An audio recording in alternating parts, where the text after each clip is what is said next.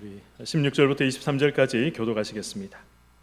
우리가 기도하는 곳에 가다가 점치는 귀신 들린 여종 하나를 만나서 점으로 그 주인들에게 큰 이익을 주는 자라. 그가 바울과 우리를 따라와 소리질러 이르되 이 사람들은 지극히 높은 하나님의 종으로서 구원의 길을 너희에게 전하는 자라 하며 이같이 여러 날을 하는지라 바울이 심히 괴로워하여 돌이켜 그 귀신에게 이르되 예수 그리스도의 이름으로 내가 내게 명하노니 그에게서 나오라 하니 귀신이 즉시 나오니라.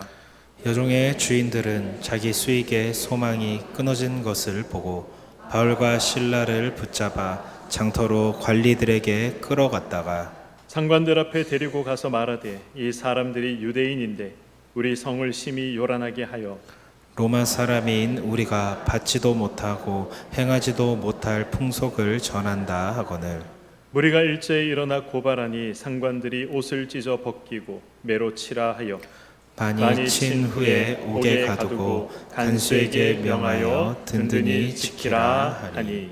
아멘. 네, 우리 좌우에 있는 분들과 이렇게 인사 한번 하도록 하겠습니다. 잘 오셨습니다. 네, 잘 오셨습니다. 네. 늘 우리 찬양의 가사처럼 우리 수고하고 무거운 짐진 자들 예수님께로 오라 말씀하셨는데 이 자리에 잘 오셨습니다. 이 말씀을 통해서 또 우리의 신앙을 돌아보고 또 우리 주님께 나아가는 시간 되기를 소망합니다. 우리 성도님들은 우리 신앙을 가졌다는 이유 때문에 혹은 예수를 전하다가 혹시 모욕과 수치를 당해보신 경험이 있으십니까? 제가 1학년 때, 중학교 1학년 때로 저는 기억을 하고 있습니다. 당시 이 아버지가 목회를 하시던 이 교회에서 전도 초청 이 주일로 이제 전도를 열심히 하고 있었습니다. 그래서 이 오후 예배가 끝나면 이 성도들이 함께 이제 전도를 다녔습니다. 저도 이 전도해야겠다라는 마음이 들어서 이제 이 마을 저 마을을 다니면서 전도를 했습니다. 근데 교회에서 좀 떨어진 거리에 있는 곳에 이 무당집이 있었거든요. 그래서 제가 그 무당집을 지나가면서 제가 무당에게 예수 믿어라, 예수 믿으세요, 교회 나오세요라고 했을까요? 안 했을까요? 네, 어떻게 그렇게 자신할 수 있습니까? 중학교 1학년인데 무당한테 가서 예수 믿으십시오라고 제가 했을까요? 아, 네, 감사합니다. 네. 제가 어린 마음이지만 이때 이분에게 예수 믿으세요, 교회 나오세요라는 말을 하지 않으면 어쩌면 이분은 평생 이 예수 믿으세요라는 말 한마디 들어보지 못하고 지옥에 갈 수도 있겠다라는 그런 이 중학교 1학년 참 어린 나이였지만 기특한 생각이 들었습니다. 그래서 제가 안녕하세요라고 큰 소리로 이제 인사를 드리고 이 대문을 열고 들어갔습니다. 그랬더니 이제 나이가 좀 되어 보이는 그 무당 아주머니가 깜짝 놀라면서 왜 왔냐고, 혹시 어린 학생이 전보러 왔냐고 저에게 물으시더라고요. 그래서 제가 아래 교회에서 왔는데 다음 주에 우리 교회 오시면 세숫대야도 선물로 드리고 그리고 이 말씀 들으시고 예수 믿고 구원 받으시면 좋겠다, 그렇게 말씀을 탁 드렸는데 이분이 갑자기 막 눈물을 펑펑 흘리시면서 고맙다고, 그러겠다고, 꼭 가겠다고 이렇게 말씀하셨으면 참 좋았을 텐데 갑자기 쌍욕을 저한테 막 쏟아붓기 시작하셨습니다. 어린 놈이 예수에 미쳐서 별소리를 다 한다고, 재수가 없다고, 당장 꺼지라고, 그렇게 저한테 제가 지금 굉장히 순화시켜서 말씀드린 겁니다. 입에 담지 못할 이 욕들을 저한테 막 쏟아내셨는데 어린 마음이 너무 무섭더라고요. 그래서 돌아서서 나가는데 막 저한테 가래침을 뱉으시고 소금을 또 뿌리셨습니다. 제가 뿌린다라고 표현을 했지만 그러나 이제 정확하게 말씀드리면 소금을 있는 힘껏 저에게 집어 던지셨죠. 저는 지금도 그때 그 무당 아주머니가 종종 생각이 납니다. 살아 계실까? 살아 계신다면 혹시 예수를 믿고는 계실까? 그때 그 중학교 1학년짜리의 예수 믿고 구원 받으세요라는 그 말이 마음속에 남아서 여운으로 남아서 혹시 교회를 나가시지는 않았을까? 그런 생각을 요즘도 종종 하게 됩니다. 당시 어린 나이였지만 저는 그때도 알고 있었습니다. 복음을 전하다가 수치를 당할 수 있다. 복음을 전하다가 침뱉음 당할 수 있고, 복음을 전하다가 소금 뿌림을 당할 수 있고, 복음을 전하다가 사람들에게 이 욕을 먹을 수도 있다라는 사실을 그때도 잘 알고 있었습니다. 그런데 막상 그러한 경험을 당해보니 기분이 좋진 않더라고요. 사실은 섭섭했습니다. 그리고 수치스럽다라는 생각이 들었습니다. 그러나 신앙생활을 하면 할수록, 성경을 알면 알수록 바로 억울하고 섭섭한 그 자리, 환영받지 못하는 이 그 자리가 그리스도인들이 있어야 하는 자리이다라는 사실을 알게 됐습니다. 성경은 오늘 바울을 통해서 이러한 사실들을 우리에게 말씀하고 있습니다. 바울은 빌립보에서 루디아를 만났습니다. 그리고 루디아가 예수를 믿자, 그리고 루디아 집에 있는 온 식구들이 함께 예수 그리스도를 받아들였습니다. 이제 이 빌립보 교회가 막 시작되고 있었던 것이죠. 그러던 어느 날 바울이 기도하기 위해서 기도처러 가는 중에 이 귀신 들린 여종 하나를 만나게 됩니다. 여종이란 말이 무슨 뜻입니까? 말 그대로 주인이 소유하고 있는 이 여자 종이라는 뜻입니다. 그런데 오늘 말씀을 보시면 이 여종에게는 주인이 여러 명이 있었습니다. 이 여종을 공동 소유로 소유하고 있었던 것이죠. 그리고 이 귀신 들린 여종으로 인해서 이 주인들은 막대한 부를 축적하고 있었습니다. 이것이 무슨 의미입니까? 이 귀신 들린 여종에게 이 신통한 능력이 있었다는 것이죠. 여종이 점을 치면 틀리는 법이 없었습니다. 장래 일을 말하면 빗나가는 법이 없었습니다. 그래서 사람들이 돈을 바리바리 싸들고 와서 이 종에게 기륭화복을 물어보고 장래 일을 물어봤던 것이죠. 그리고 그 돈은 고스란히 주인들 주머니에 들어갔던 것입니다. 이 귀신 들린 여종이 기도하러 가는 바울을 봤습니다. 이 귀신 들린 여종이 바울을 보면서 어떤 이야기를 합니까? 이 사람은 지극히 높은 하나님의 종이다. 구원의 길을 너희에게 전하는 자들이다 라고 이야기를 합니다. 만약 제가 바울이었다면, 만약 제가 이 바울 일행에 속한 사람이었다면 이 말을 듣고 어땠을까? 우리 성도님들이라면 이 귀신의 이 말을 듣고 어땠을까요? 저는 기분이 좋았을 것 같습니다. 아, 역시 귀신도 하나님의 사람을 알아보는구나, 그런 생각이 들었을 것 같습니다. 그리고 그 귀신 들린 여자는 어떤 여인이었습니까? 그 빌립보 성에서 장래 일을 말하는 아주 신통하고 용한 그런 사람으로 소문나 있었습니다.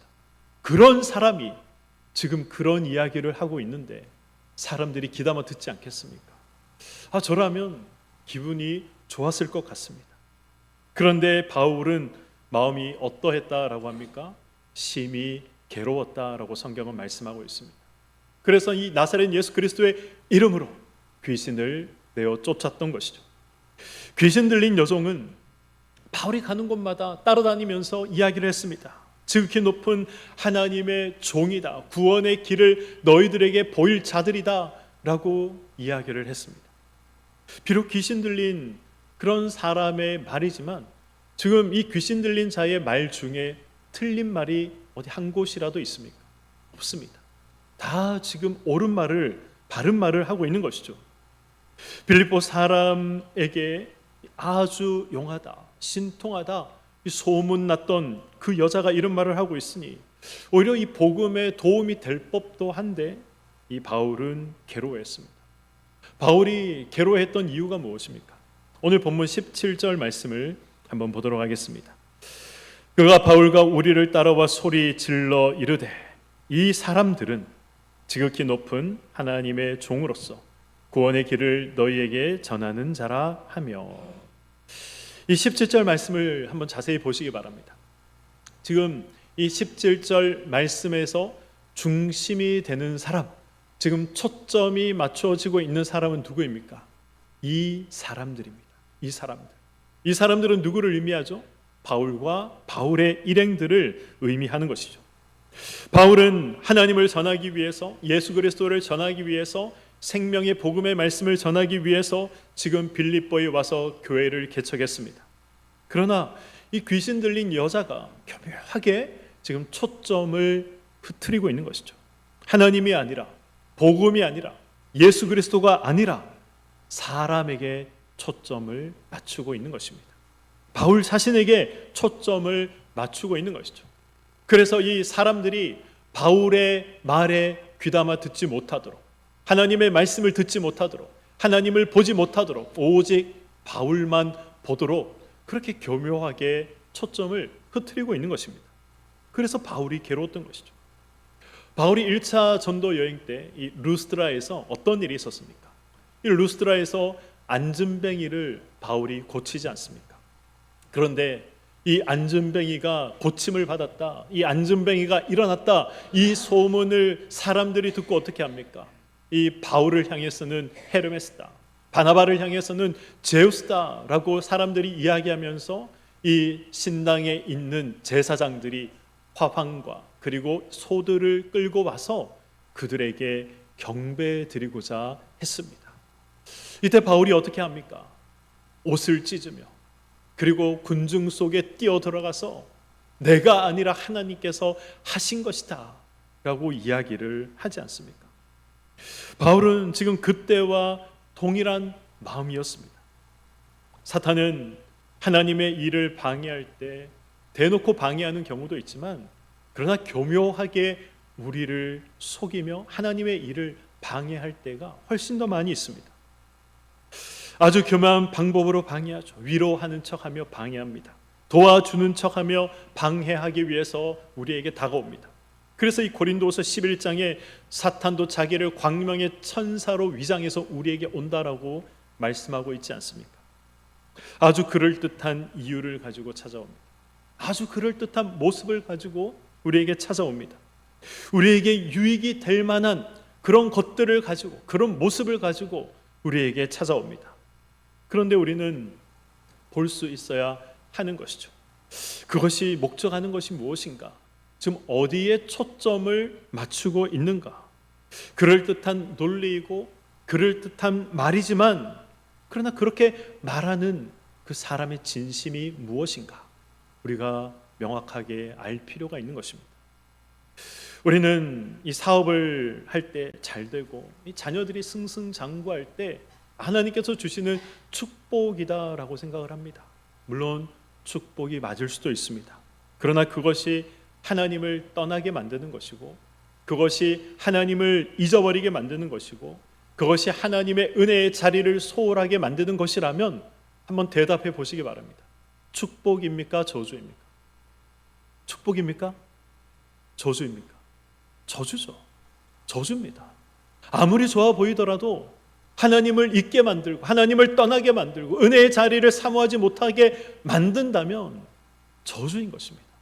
근데 반대로 실패하고 좌절해서 하나님을 붙잡게 되고 하나님을 더 의지하게 되고, 그래서 우리의 신앙과 믿음이 더 단단해지게 된다면 그 실패와 좌절이 저주입니까? 축복입니까?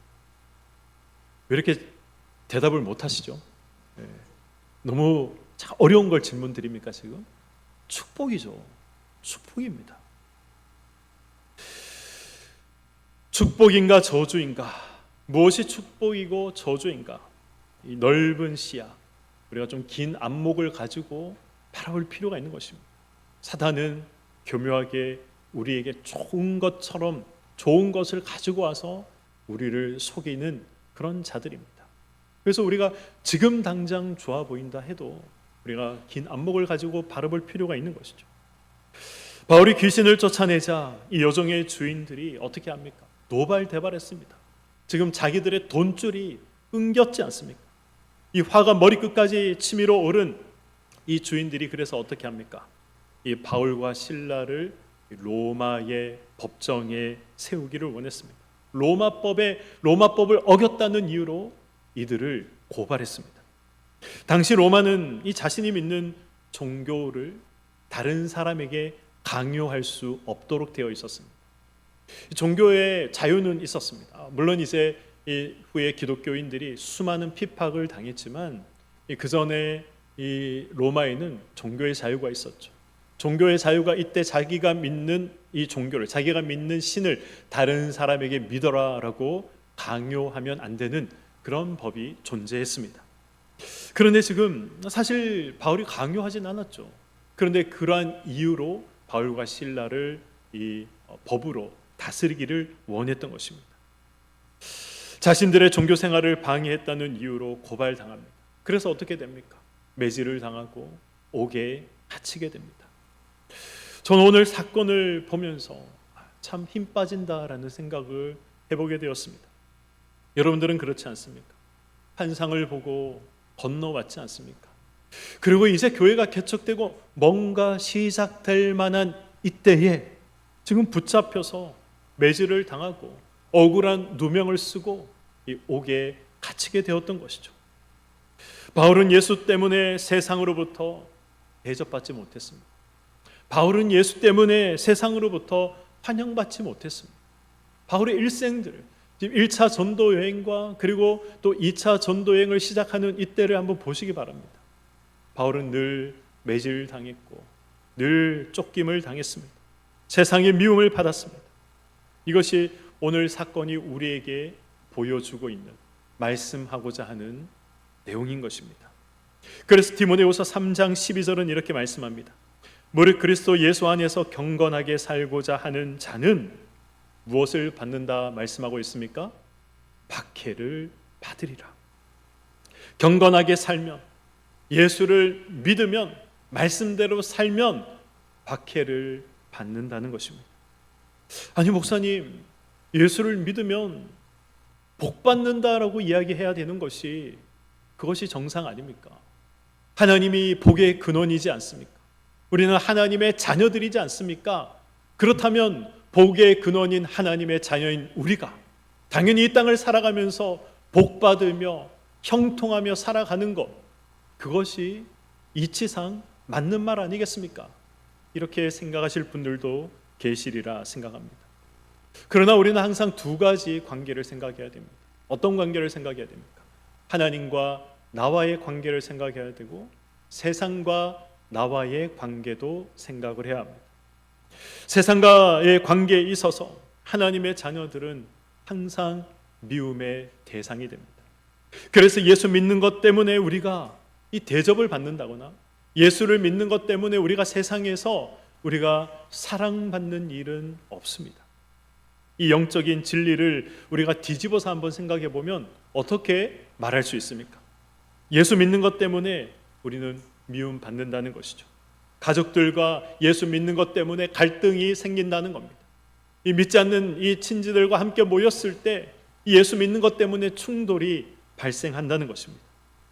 만약 우리 성도님들 중에 신앙 때문에, 예수 믿는 것 때문에, 또 복음을 전하는 것 때문에 혹시 미움을 받고 계시는 분들이 계십니까? 예수를 제대로 믿고 있다라는 증거인 것입니다. 반대로 예수를 믿는 것 때문에 나는 단 한 번도 미움받은 적이 없다. 나는 예수를 믿는 것 때문에 불신 형제와 이 충돌한 적이 없다. 신앙의 갈등이나 이 충돌이 없다라고 그렇게 이야기하신다면 예수를 제대로 믿지 않는다라는 증거가 되는 것이기도 한 것입니다. 예수님은 저와 여러분을 향해서 너희는 세상의 빛이다라고 말씀하지 않습니까? 빛이 하는 일이 무엇입니까? 마태복음 5장 14절 15절의 말씀입니다. 너희는 세상의 빛이라. 산 위에 있는 동네가 어떻게 된다고 합니까? 숨겨지지 못한다. 사람이 등불을 켜서 말 아래 두지 아니하고 등경 위에 두나니 이러므로 집안 모든 사람에게 어떻게 된다고 합니까? 빛이 느니라. 빛이 비친다라고 말씀하고 있습니다. 빛이 하는 역할은 숨겨지지 못하고 드러나게 하는 것입니다. 보이지 않는 것을 보게 하는 것이죠. 그래서 내가 죄의 길을 지금 가고 있구나, 내가 죄를 먹고 마시고 있구나, 부끄러운 짓을 저지르며 살아가고 있구나, 이러한 것들을 빛을 밝혀 드러낸다는 것입니다. 우리가 이 역할을 잘 감당하면 어떻게 될까요? 세상 사람들이 우리 때문에 내가 지금 죄를 먹고 마시고 있구나, 그래서 회개하며 하나님께 돌아올까요? 죄를 먹고 마시는 사람들이 그래서 이 죄의 길이 아니라 의의 길로 돌아올까요? 그렇지 않습니다. 우리를 오히려 멀리합니다. 우리와 가까이 하기를 싫어합니다. 우리를 박해합니다. 그렇지 않습니까? 이 예수쟁이라고 불리는 우리와 함께해 하는 것을 굉장히 불편하게 생각합니다. 저는 군에 있을 때 이 회식이 있을 때마다 저는 말뚝 근무를 섰습니다. 제가 교회를 다닌다는 이유 때문에, 이 여단장이 따라주는 술을 제가 거부했다는 이유 때문에 저를 굉장히 싫어했던, 미워했던 간부 한 분이 계셨습니다.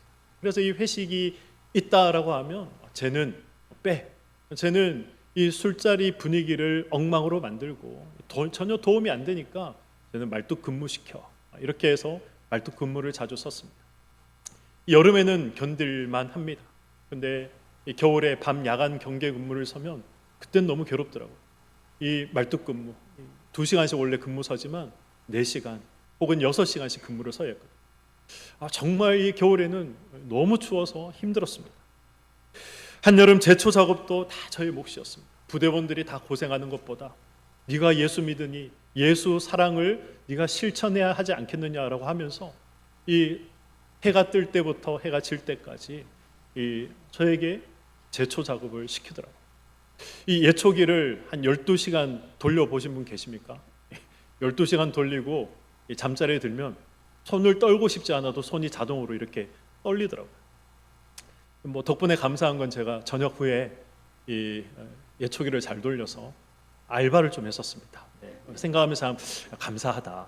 미국에 계신 이 총신 총장님의 부모님 묘소가 저희 아버지 목회하시는 그 교회 인근에 있었거든요. 그래서 묘 하나 할 때마다 10만 원, 20만 원씩 이렇게 벌었는데 이때를 위함이구나, 그런 생각도 해보았습니다. 어쨌든 이 예수를 믿으면 우리가 세상의 미움을 받게 되어 있는 것이죠. 그래서 예수님은 너희는 세상의 빛이다 라고 말씀하시기 전에 어떤 말을 하십니까? 마태복음 5장 11절 말씀입니다. 나로 말미암아 너희를 욕하고 박해하고 거짓으로 너희를 거슬러 모든 악을 말을 할 때에는 너희에게 복이 있나니. 아멘. 예수를 믿는 것 때문에 어떻다고 합니까? 욕을 얻어먹는다고 합니다. 박해를 당한다고 합니다. 우리가 억울한 그런 누명을 쓸 때도 있다라고 예수님께서 말씀하셨습니다. 이것이 세상의 빛으로 존재하는 우리들에게, 저와 여러분에게 일어나는 일이다라고 성경은 말씀하고 있는 것이죠. 기독교가 사람들에게 이리저리 지금 밟히고 있는 이유가 무엇입니까? 이 영화에서 이 장로님들이 등장을 많이 합니다. 그런데 다 웃음거리로 등장을 하죠. 영화에서 목사와 권사님들이 등장합니다. 그런데 다 조롱거리로 등장하고 있습니다. 이렇게 된 이유가 무엇입니까? 예수님은 그 이유를 이렇게 말씀하십니다. 마태복음 5장 13절의 말씀입니다. 너희는 세상의 소금이니 소금이 만일 그 맛을 잃으면 무엇으로 짜게 하리요? 후에는 아무 쓸데없어 다만 어떻게 된다라고 말씀하고 있습니까? 밖에 버려져 사람들에게 밟힌다라고 말씀하고 있습니다. 성경은 예수 때문에 내가 손가락질 받고 예수 때문에 내가 욕을 먹는다라고 말씀하고 있습니다. 그것이 예수를 믿는 자들에게 일어나는 일이다라고 말씀하고 있습니다. 그런데 지금은 어떻습니까? 나 때문에 예수님이 손가락질 받고 있습니다. 나 때문에 예수님이 밟히고 있는 것이죠. 왜 그렇게 됐습니까? 우리가 다 맛을 잃어버렸기 때문에 그런 것입니다. 저와 여러분이 세상 사람들에게 손가락질 받고 비난받아야 할 이유가 있다면 그 이유는 한 가지입니다. 예수를 믿기 때문에. 그러나 지금 우리가 비난받는 이유는 말씀대로 살지 못해서, 우리가 제대로 예수를 믿지 못해서, 제대로 복음을 전하지 않아서, 성도답지 못해서, 그래서 우리가 손가락질 받고 비난받는 것입니다. 신자가 받아야 할 합당한 비난들이 사라지고 있습니다. 엉뚱한 비난들이 쏟아지고 있는 것이죠. 말씀대로 살고자 하기에, 예수를 위해 살고자 하기에, 세상 사람들의 죄가 드러나도록 하기에, 그래서 성도는 미움의 대상이 될 수밖에 없습니다. 그러나 세상에 미움받는 성도가 점점 사라지고 있다. 예수 때문에 미움받는 성도가 점점 사라지고 있다라는 것은 굉장히 심각한 문제인 것입니다. 예수 때문에 미움받고 손가락질 받아본 적 있으십니까? 있다면 가장 최근에 내가 예수 때문에 손가락질 받고 미움받았던 적이 언제인지 떠올려 보시기 바랍니다. 예수 때문에 미움받아 본 적이 없다면, 예수 때문에 미움받은 적이 언제인지 기억조차 나지 않는다면 신앙에 대한, 믿음에 대한, 예수에 대한 책임을 회피하며 살아가고 있다는 증거인 것입니다. 그러나 지금 예수 때문에 갈등이 있고, 예수 때문에 충돌이 있고, 예수 때문에 손가락질 받으며 살아간다면 그분은 제대로 예수를 믿고 있는 분인 것입니다. 그래서 예수님도 내가 세상에 화평을 주러 왔다라고 생각하지 말아라, 그렇게 말씀하지 않으셨습니까? 말씀을 맺도록 하겠습니다. 예수 믿는 것으로, 우리가 세상에 복음을 전하는 것으로 세상이 우리를 칭찬하지 않습니다. 세상이 우리를 좋아하지 않습니다. 오히려 미움의 대상이 된다라고 성경은 곳곳에서 우리에게 말씀하고 있습니다. 가장 가까운 남편과 아내에게, 부모와 자식에게 인정받지 못할 수도 있습니다. 그럼에도 우리는 비판하는 자들을 위해서, 우리가 예수 때문에 나를 손가락질하는 자들을 위해서 우리는 포기하지 않고 기도해야 하는 것이죠. 바보 같아도 우리는 참아야 하는 것입니다. 예수님이 그러셨죠. 수많은 사람들이 예수님께 와서 병고침을 받았지 않습니까? 수많은 사람들이 예수님께 와서 떡을 얻어먹었지 않습니까? 수많은 사람들이 예수님께 와서 인생의 문제를 해결받았지 않습니까? 그럼에도 불구하고 예수님께서 십자가에 달려 죽으실 때, 아니다, 예수님은 죄가 없는 분이다, 이것은 잘못된 일이다라고 말하는 사람이 단 한 사람도 없었습니다. 그럼에도 불구하고 예수님은 사랑하시되 끝까지 사랑하셨습니다. 요한복음 15장 19절에 예수님께서 하신 말씀이 무엇입니까? 너희가 세상에 속하였다면 세상이 너희들을 자랑거리로 여겼을 것이다. 그러나 내가 너희들을 택하였고 내게 속하였기 때문에 세상이 너희들을 미워하는 것이다. 이것이 예수님께서 하신 말씀입니다. 세상은 자기와 다른 우리들을 거부합니다. 싫어합니다. 미워합니다. 비난하고 손가락질합니다. 핍박합니다. 그래서 이 신앙을 지키며 살아가는 것이 때로는 너무나도 외롭고 너무나도 괴롭고 너무나도 불편합니다. 그러나 예수님이 먼저 걸어가신 그 길, 오늘 사도 바울도 걸었고 예수님의 제자들이 걸었던 그 길, 한 알의 밀알이 죽어 수십 수백의 생명의 열매를 맺는 그 길을 가라라고 말씀하고 계십니다. 예수 때문에, 복음 때문에, 우리가 구원 때문에 이 세상의 미움을, 가족들의 미움을 혹시 받으며 살아가고 계십니까? 미움받을 용기를 가지고 살아가시기 바랍니다. 그런 자에게 복이 있다 말씀하십니다. 그런 자에게 생명의 면류관이 있다라고 성경은 말씀하고 있습니다. 그분을 통해 자녀가, 남편과 아내가, 부모와 형제가 죽음에서 건짐받는 구원의 역사, 생명의 역사가 일어나는 것입니다. 지금 내가 서 있는 자리에서, 지금 나의 삶의 영역에서 나를 통해서 예수의 이름이 들어갈 것입니다. 나를 통해서 어둠이 물러갈 것입니다. 나를 통해서 예수 그리스도의 생명이 흘러 들어갈 것입니다. 이 사실을 아멘으로 받으시고 예수 때문에 미움받을 용기를 포기하지 않고 그 미움받을 용기를 가지고 세상을 살아가시는 저와 여러분이 되시기를 간절히 축원드립니다. 아멘.